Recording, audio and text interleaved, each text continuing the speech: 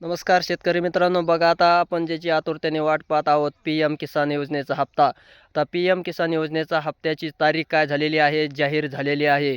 आणि आता येत्या काही थोड्या दिवसामध्ये तुमच्या खात्यावर जे पात्र पी-एम किसान धारक आहेत शेतकरी सर्वच, इथून पाठीमागं ज्यांना हप्ते आलेले आहेत रेग्युलरमध्ये चालू आहेत, असे सर्वांनाच महा-डी-बी-टी थ्रू डायरेक्ट काय होणार आहेत, त्यांच्या खात्यावर पेमेंट ₹2000चा हप्ता काय होणार आहे.